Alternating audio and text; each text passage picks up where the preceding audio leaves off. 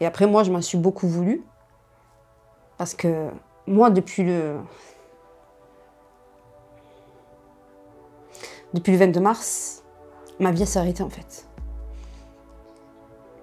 On a arrêté J'ai 2 autres enfants, on a arrêté la... Excuse-moi, mais la vie, elle s'est arrêtée pour nous.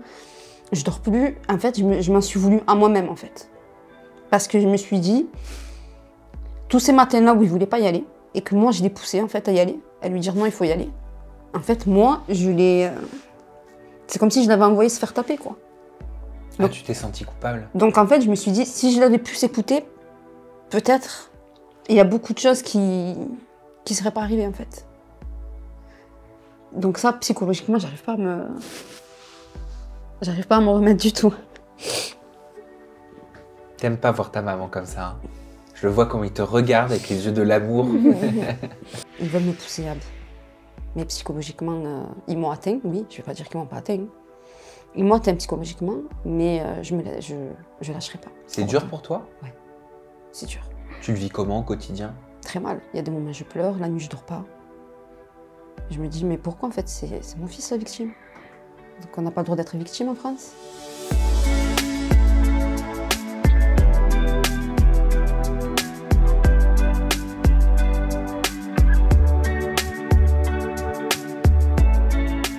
Bonjour Farès. Bonjour. Bonjour Sarah. Bonjour. On se tutoie? Oui. On se tutoie? Ok. Je suis content de vous recevoir Merci. sur le plateau dans toute intimité. Sarah, t'es la maman de Farès. C'est bien ça. Farès, on t'a vu dernièrement dans l'actualité, hein, parce que ta maman, elle est en colère. Et tu vas nous expliquer si tu sais, si tu comprends pourquoi elle est en colère. Parce que tu as vécu beaucoup de harcèlement depuis le mois de septembre à l'école. Tu n'es pas le seul, hein. Il y a plein d'enfants qui vivent des situations similaires. Et tu vas pouvoir nous expliquer un petit peu tout ce qui t'est arrivé. Sarah, ma première question, je te l'adresse à toi. Oui. En tant que maman, pourquoi c'est si important de prendre la parole publiquement pour ton fils? Déjà pour avoir des réponses, pour qu'il soit reconnu victime. Et pour lui-même, pour que tout ça s'arrête. Et j'ai besoin... je le vis tellement mal que je suis obligée de... Pour moi, c'est un devoir. Voilà. C'est un devoir pour lui, c'est un devoir... Il faut que ça soit... J'ai beaucoup de réponses J'attends beaucoup de réponses, en fait. Et j'ai besoin. C'est devenu un besoin. Tu comprends, Farès, t'as 13 ans, hein, c'est ça? Tu comprends la démarche de ta maman? Qu'est-ce que t'en penses? Ben, c'est exactement que tous ceux qui sont harcelés, leurs parents, ils pensent pareil. Oui. T'as de la chance alors. Mais c'est vrai, t'as de la chance d'avoir une maman qui t'épaule comme ça. Qu'est-ce qui s'est passé depuis le mois de septembre? Depuis le mois de septembre, on m'harcèle au collège. Ok. T'es en quelle classe? Je suis en 6e, 6e. Ulysse. Et qu'est-ce qui se passe? Au premier jour de la rentrée au mois de septembre, ça se passait pas mal. Et ensuite, après, ils ont commencé à me frapper et à m'insulter. Toujours les mêmes? Oui, toujours les mêmes. Ils sont beaucoup? 6. Ah, c'est beaucoup quand même. Toi, tu leur disais quoi? Je sais pas, moi je partais dans une autre cour. Ouais. Ils te suivaient? Oui, ils me suivaient, mais ensuite, après, comme ils pouvaient pas descendre, ils pouvaient pas me suivre. Ok. Tu racontais à tes parents quand tu rentrais à la maison le soir? Non. Pourquoi? Parce que T'avais un peu honte? j'avais peur. T'avais peur de quoi? Je sais pas. Il avait peur de quoi, Sarah, d'après toi? Je pense qu'il avait peur de ce qui allait se passer après. Des répercussions? C'est ça. Parce qu'il savait très bien que si j'y allais, les élèves, ils auraient été punis. Ils n'ont pas été punis encore, mais peut-être ils auraient vu que je suis au courant. Donc, je pense que c'était ça. Il s'est dit peut-être, excusez-moi, si demain ma mère vient, ils vont me voir, donc ils vont s'en prendre encore à lui. Donc, Lui, c'est cette peur-là de se dire qu'est-ce qu'ils vont me faire après si je me plains. Quand est-ce que tu as su, Sarah, que ton fils, il était harcelé à l'école? En fait, j'ai su le plus gros là grâce à l'accident du 22. J'ai vraiment su le... Au début, il est rentré, il m'a dit une fois, voilà, maman, on m'a insulté de sale handicapé. Après, c'était d'autres gros mots. Et après, son comportement, il a un petit peu changé. Il commençait à être, le matin, à me dire, non, je ne veux pas aller à l'école. J'ai mal à la tête. Ou s'il voyait une de ses deux autres sœurs qui n'allait pas à l'école, pourquoi elle ne va pas à l'école, moi aussi, je ne vais pas aller à l'école. Mais sur le coup, je me suis pas dit, il y a quelque chose... Je me suis dit, peut-être il n'a pas envie, vu que c'est une nouvelle année, c'est la 6e. Et il y a eu un jour où je suis arrivée, moi, le récupérer à midi, et j'ai trouvé mon fils en train de se faire étrangler. De tes propres yeux, De mes propres yeux, c'est moi je suis sortie de la voiture, et c'est moi qui ai stoppé. Et c'est là que le gamin, il a lâché d'un coup. Par un gamin ou par la bande d'enfants? Là, il était entouré, il y avait du monde autour, et il y en avait un qui avait ses mains autour. Ça t'a fait quoi en tant que maman? Là, franchement, là, j'ai très en colère. Très, très en colère. Et je me suis dit, non, mais ils sont où, en fait?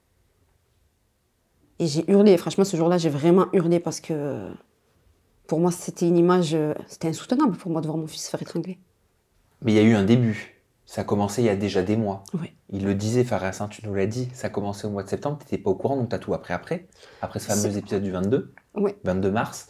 Qu'est-ce que tu as su qui s'était passé? En fait, j'ai su que c'était récurrent. C'était tous les jours. Il se faisait taper, une décroche-patte, on le bloquait, on se mettait devant lui. Excusez-moi, on se mettait devant lui, on le stoppait. Et après, il y a eu l'accident aussi des toilettes. Il a été enfermé dans des toilettes de l'école, c'est ça? Oui. Qu'est-ce qui s'est passé?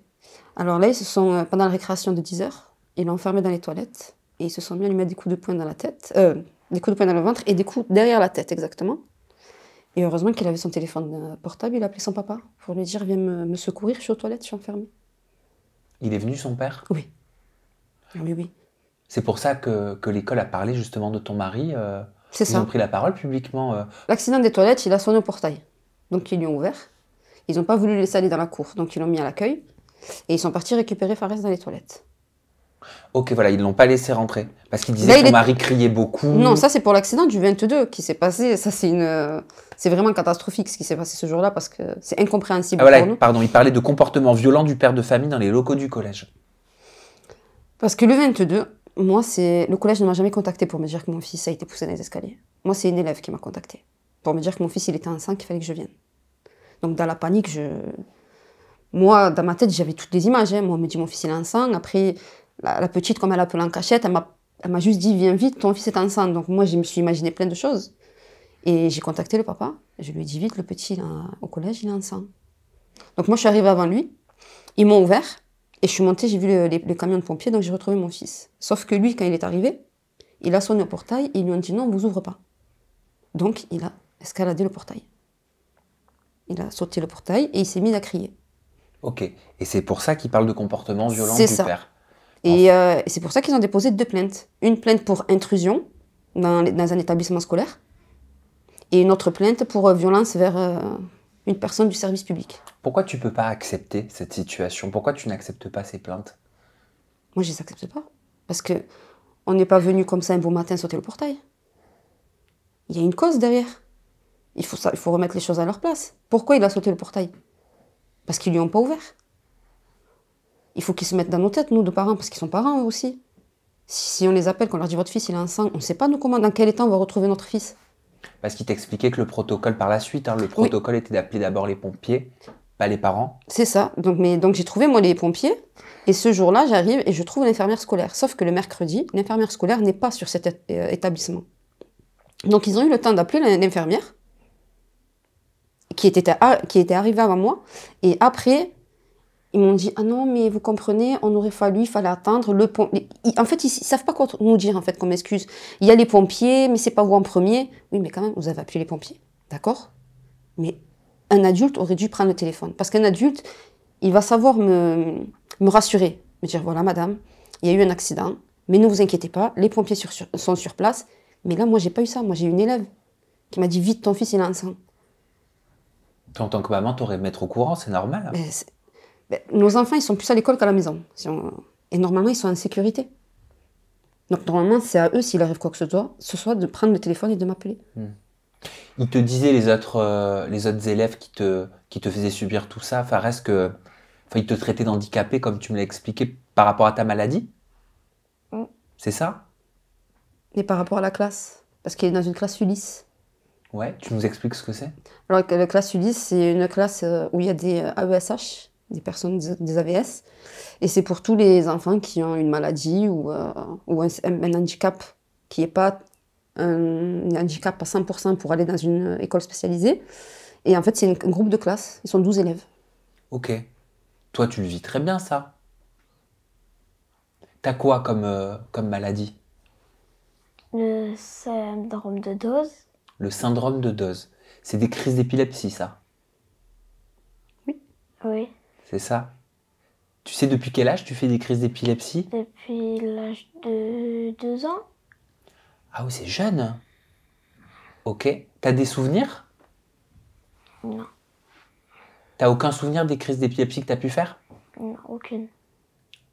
Toi, tu dois en avoir Ah, moi j'en ai. des souvenirs. Hein. Les crises d'épilepsie, quand on est touché par cette maladie et le syndrome, c'est un niveau au-dessus. C'est dur pour toute la famille, pour tous les proches.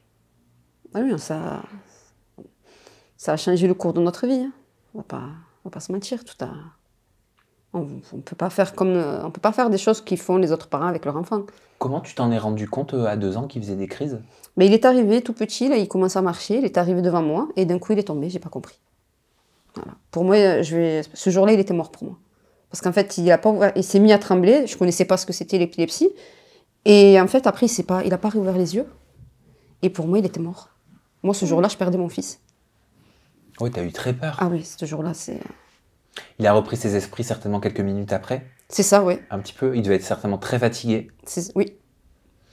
Je me permets, je connais parce que j'ai été très épileptique de 7 à 13 ans. Donc c'est une maladie que je connais. Moi, j'avais pas ton syndrome, mais je faisais des crises d'épilepsie régulières de mes 7 à 13 ans. C'est une maladie très compliquée. Et donc, tu as dû voir des neurologues. Oui, des professeurs, des neurologues. On a eu beaucoup d'hospitalisations à l'hôpital des enfants. On a passé la moitié de sa jeunesse, on l'a passé dans les hôpitaux. À faire des électroencéphalogrammes, à chercher le traitement, à essayer. Ça ne fonctionne pas, on arrête. Adapté. C'est ça, parce qu'on monte en milligrammes. Après, on ne peut pas arrêter un traitement comme ça, donc il faut l'arrêter doucement, recommencer. Ça a été un long, long parcours. Il en faisait régulièrement des crises? Oui. Il ne s'arrêtait pas. Et à 2 reprises, il a été en état de mal. Donc, ils ont dû le mettre sous Rivotril. C'est un médicament qui endort le cerveau. Ouais, pour mettre les neurones en pause, en fait. Et là, en fait, il commençait à être propre, il marchait. Et le fait, avec l'épilepsie, on a tout dû recommencer à zéro. Il est redevenu bébé. Ok. Donc, il a fallu réapprendre C'est ça.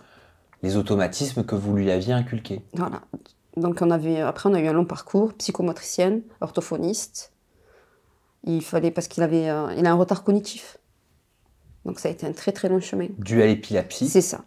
Et il a perdu aussi l'hormone du sommeil.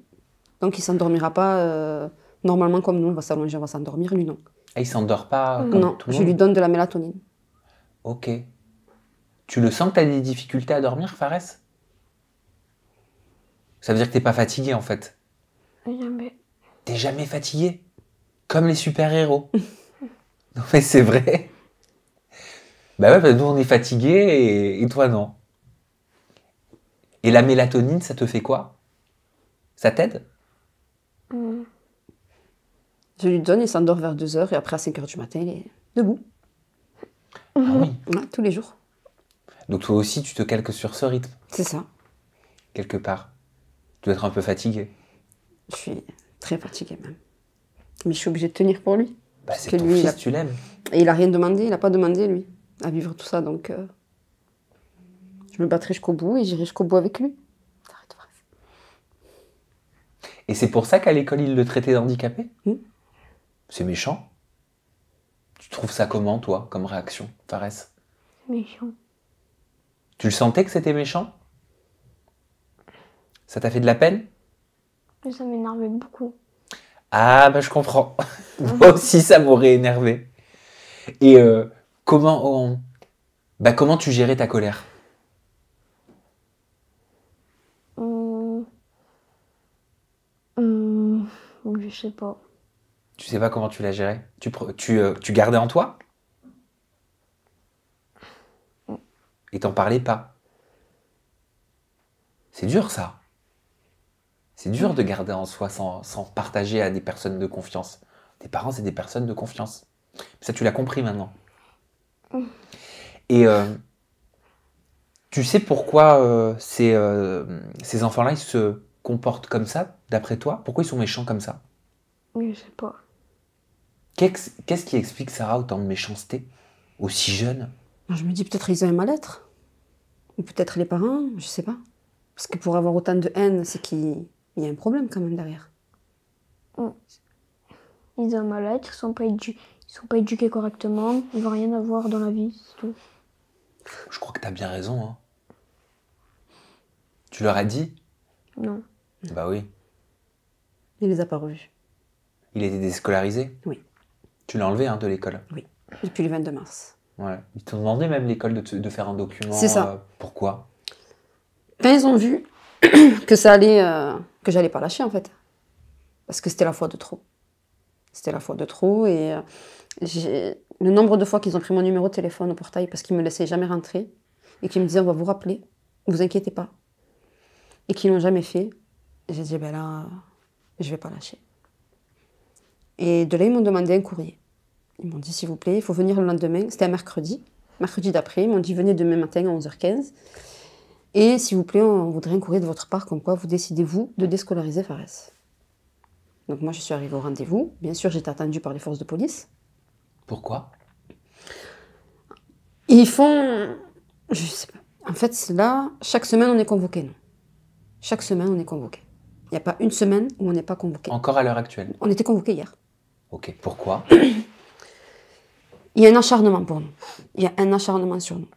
Du fait que tu l'aies déscolarisé avec ton mari? Non, que je l'ai médiatisé. Je paye la médiatisation là aujourd'hui. Donc là, ce que tu es en train de faire, ça plaît pas? Non, ça plaît pas du tout. Pourquoi ça plaît pas? Parce que ça fait leur image. C'est pour ça qu'ils disent que tu veux faire le buzz? Ouais. Hein, j'ai lu ça, hein. Oui, ça s'est dit, les professeurs du collège ont dit à chaque classe, à chaque fois qu'ils avaient, parce que chaque heure ils changent de classe, ils leur disaient voilà, Fares est un menteur, il n'y a pas de harcèlement scolaire à Jules Verne, la famille est à la recherche de buzz. Tu sais ce que c'est, toi, Fares, le buzz? C'est quand tu fais semblant pour avoir des vues. Ouais, ça pourrait être ça. Oui. Et qu'est-ce que t'en penses, toi, que certaines personnes dans cette école disent ça? Ça se fait pas. T'es des jaloux. Ouais, ça se fait pas. J'imagine que t'as autre chose à faire quand même. Ils sont Déjà que ma vie elle était assez compliquée à gérer, parce que moi ma vie elle est en stand-by avec lui, c'est tout pour lui. Et j'avais autre chose, moi, qu'à faire. Comme je leur ai dit, je me suis levée un matin et je me suis dit, Fares, allez, viens. Demain matin, tu te jettes dans les escaliers. Eux, ils pensent que... Et ils ont changé plusieurs fois les versions. Alors au début, ils ont dit qu'il est tombé tout seul. Après, ils ont dit qu'il a pris ses pieds dans les lacets. Donc chaque semaine, j'ai droit à des communiqués. Il y a même la procureure qui a fait un communiqué, qui voulait apaiser les tensions, mais j'ai envie de lui dire, mais quelle tension? Et dès que je me rends au commissariat, ils me parlent des médias. La seule chose qui les intéresse, je leur ai dit, mais les agresseurs, vous les avez pris autant de fois? Qu'est-ce qu'il en est de ces enfants Ils sont toujours à l'école. qu'on fait subir ça à Fares? Ils ont pas été sanctionnés, ils sont toujours à l'école. Les parents, ils ont été convoqués? À ce qu'on m'a dit, enfin, c'est ce que le policier m'a dit, oui.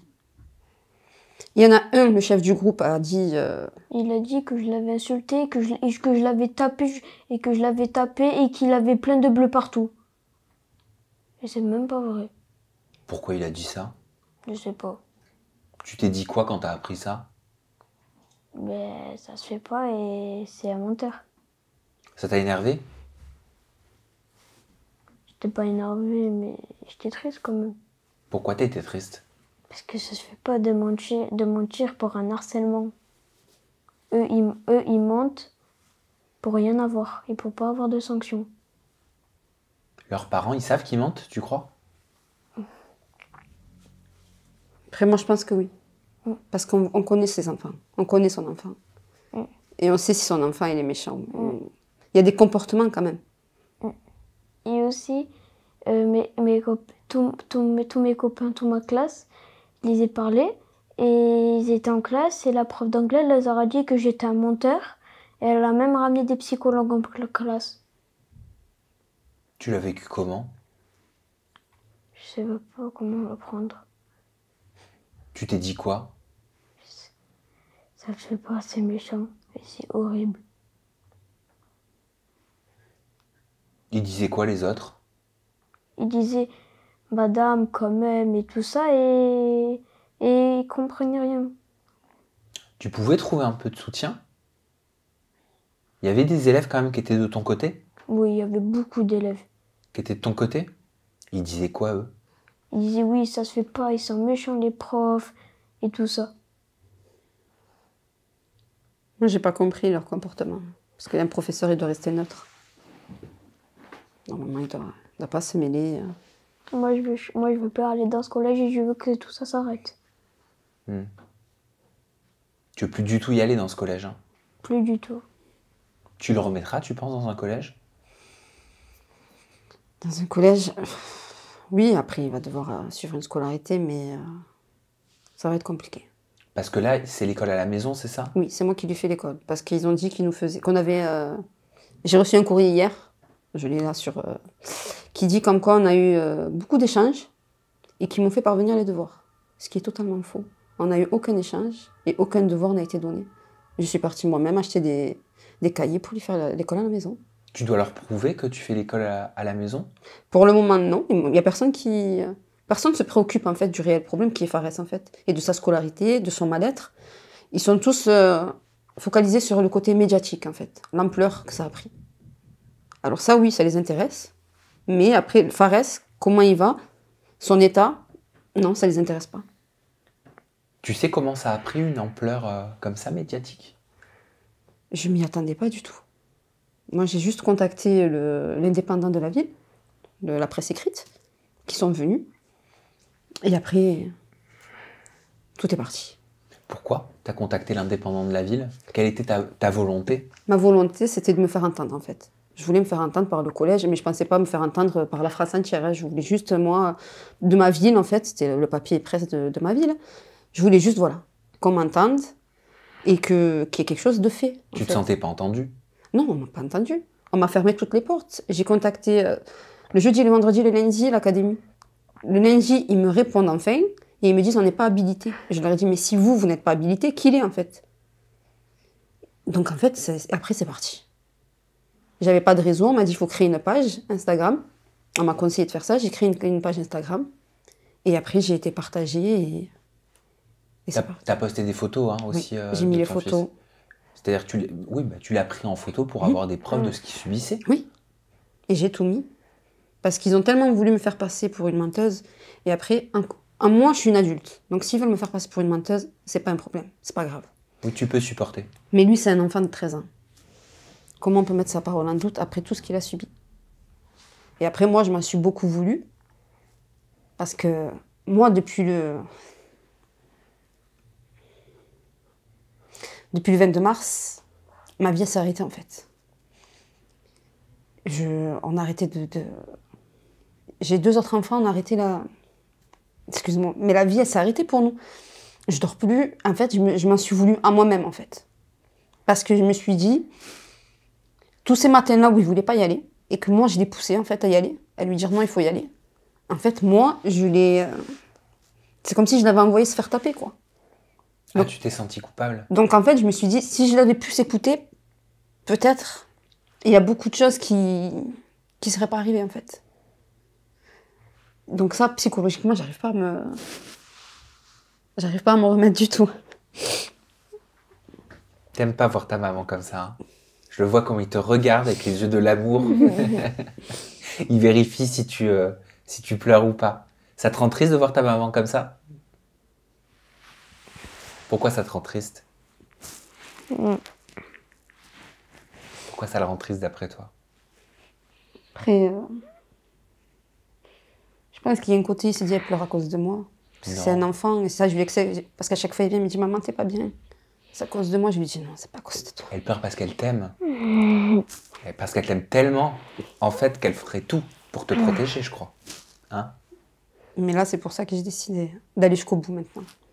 C'est quoi jusqu'au bout? C'est quoi ce bout? Est-ce que tu vas le voir enfin, ce bout? J'espère. Parce que là, on est harcelé par les forces de police. Où je vais, on avait un rendez-vous avec le directeur académique, il y avait un inspecteur. Et je suis toujours toute seule. Hein. Mais quel est l'intérêt de t'auditionner toutes les semaines, c'est ça? Ouais, toutes les semaines. Au Toutes les commissariat? semaines. Ouais, au commissariat. Et, pas ce jeudi dernier, l'autre, on est resté de 14h à 19h. Mais qu'est-ce qu'on te demande? Ils reposent les mêmes questions. Et pourquoi? Et comment? Et après, ils ont fait une audition encore de Fares. Il faut que tu réexpliques. Il faut que tu réexpliques. Donc lui aussi, en fait, il cherche à me pousser à bout déjà. Parce qu'il cherche à ce que je fasse le faux pas, là. Là, ils sont derrière, ils cherchent vraiment que ça. Que je fasse le faux pas. Et en auditionnant Fares aussi autant d'heures, c'est peut-être ils se disent, on va voir si c'est la même version, s'il dit toujours la même chose, si c'est pas monté, s'il va pas se tromper sur telle chose. Et il repose les mêmes questions. Donc nous, quand on va là-bas, on n'est pas considérés comme des victimes. On dirait c'est nous, on a fait quelque chose. T'as l'impression de vivre une double peine? Moi, c'est une double peine. En fait, je me rends compte que, excuse-moi, hein, mais on n'a pas le droit de se prendre à l'État, en fait. Dès que ça touche l'État, parce que ça touche l'éducation nationale, L'institution? voilà, eh bien, en fait, on n'a pas le droit. Mais s'il m'avait écouté dès le départ, il y aurait eu des sanctions, j'en serais pas arrivée là. Quand je vois M. Papendia, il a fait une interview en parlant des primaires, que ce sera les harceleurs à partir. Le ministre de l'Éducation? Oui. Ben là, non. La preuve que non, c'est la victime qui s'en va. Donc, il ne m'apporte aucune réponse. Comment protéger du harcèlement à l'école? Ben, normalement, il faudrait qu'il y ait de la prévention, qu'il y ait plus de surveillance. Comme dans l'histoire des toilettes. Il n'y a personne qui vient aux toilettes surveiller. Vous laissez des adolescents comme ça dans les... Sans le harcèlement, mais les enfants, ils peuvent faire d'autres bêtises dans les toilettes. Il faut surveiller quand même. C'est des lieux cachés comme ça, il faut les surveiller. Mais quand ils le retrouvent, le visage tuméfié, en sang, etc., je sais pas, ils te disent quoi? ah, rien. Hein. Ah, je suis arrivée, je dis non, non, mais non. Ils étaient tous... En fait, ça les a plus choqués de me voir, en fait. Parce qu'ils ne savaient pas comment j'avais été mise au courant. Et quand je leur ai dit, on m'a téléphoné. Non, mais les téléphones, c'est interdit. J'ai dit, mais c'est la première phrase que vous me dites, là. Donc de là, je me suis mise à crier. Et après, je suis partie avec mon fils. Voilà. La seule chose qui les préoccupe, c'est qui m'a contacté. Parce que ça, ils m'ont posé la question. Donnez-moi le nom de l'élève qui vous a contacté pour vous dire que... J'ai dit, non, je ne vous le donne pas. Je dis, c'est pas ça le problème, là. Ta fille, hein, elle est dans le même... Elle était dans le même... Elle est dans Non, le même... c'est une élève. C'est même pas ma fille. Mais t'as ta fille qui est dans le même établissement? Non, ma fille, elle est au lycée. Ah, ok. Parce qu'après, vous avez entendu parler du lycée parce qu'il y a des professeurs du collège qui sont partis voir leur ancien élève au lycée pour leur dire de faire courir le bruit et de partager sur les réseaux. Comme quoi, on était à la recherche de buzz et que Fares était un menteur. D'accord. Voilà. Donc, ils ont franchi même le portail du collège. Maintenant, c'est parti même au lycée. Comment ils vivent tout ça, tes autres enfants? Ben, ma fille, la grande, ben, elle a 17 ans, donc elle comprend tout. Hein. Ah bah oui. Elle a reçu des messages qui lui disaient t'es une menteuse, ta famille c'est une menteuse, ta mère elle est à la recherche du buzz. Après j'ai reçu des messages de haine. Au début ça m'a vraiment touchée. Quel type de message?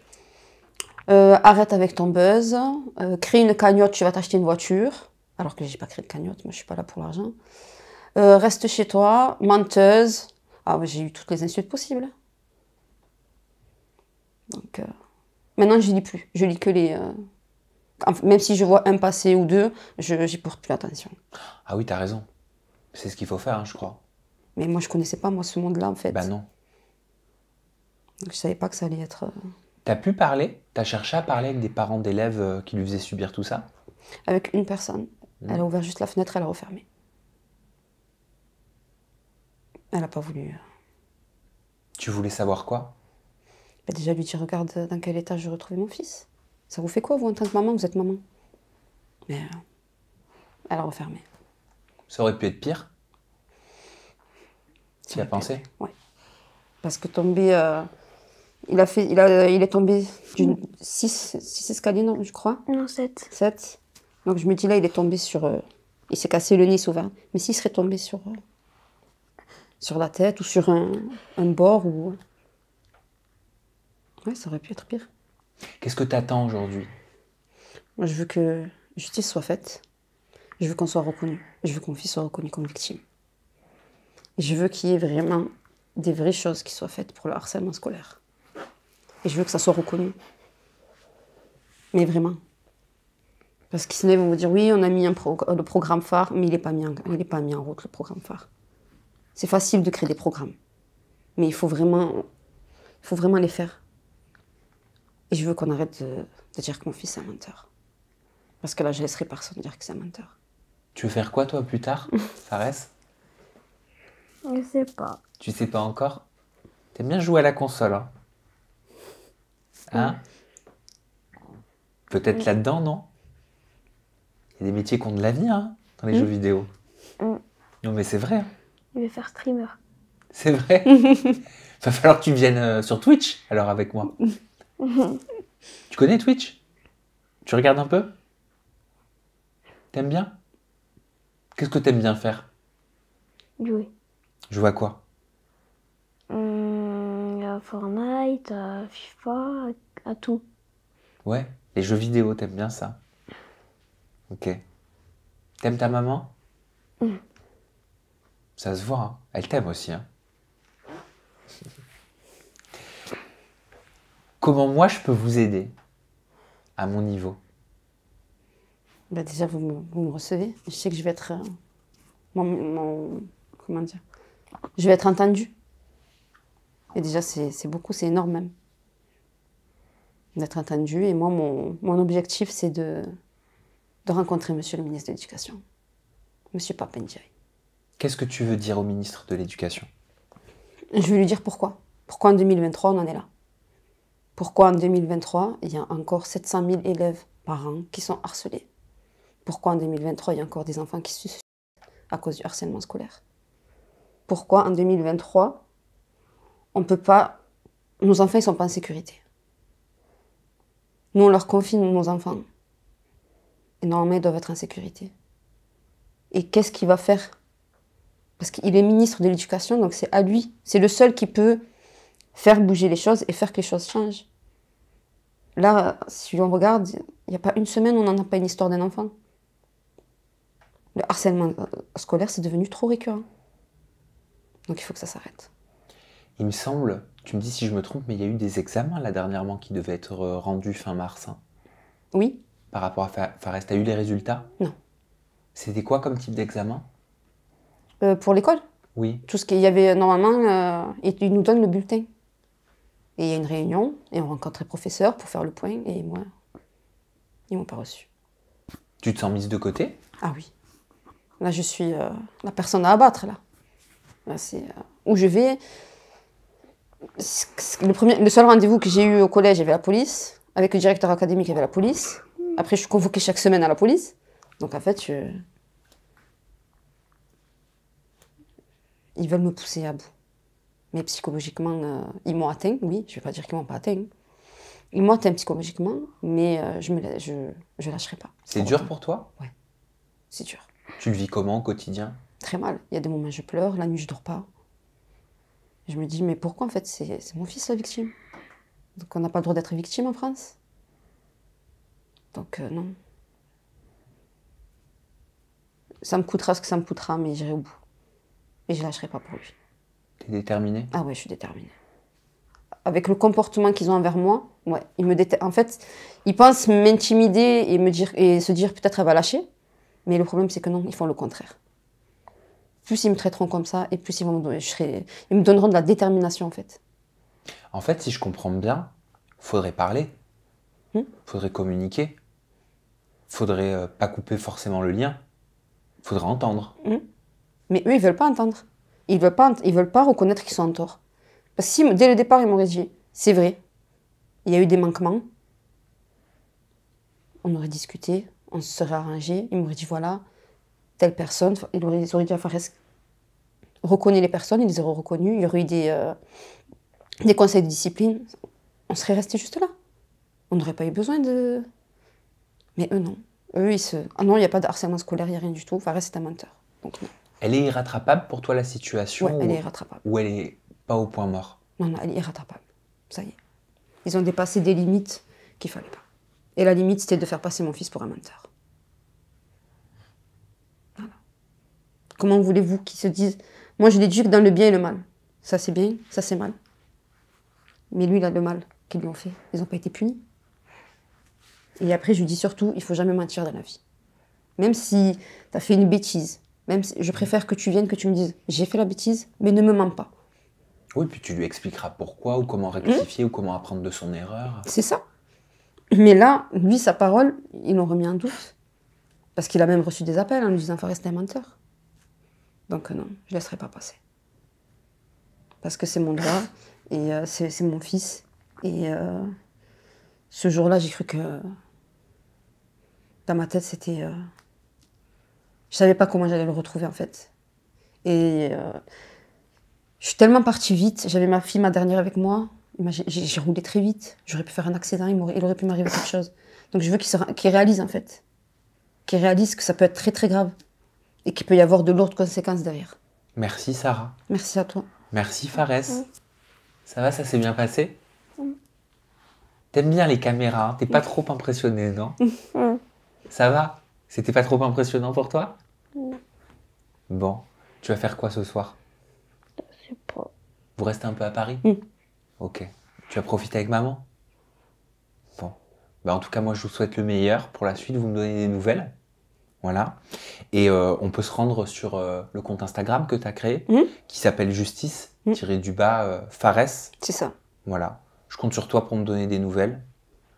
Et puis, quand tu auras un petit peu grandi, si tu veux que je te montre comment on fait un stream, on pourra faire quelque chose, ok?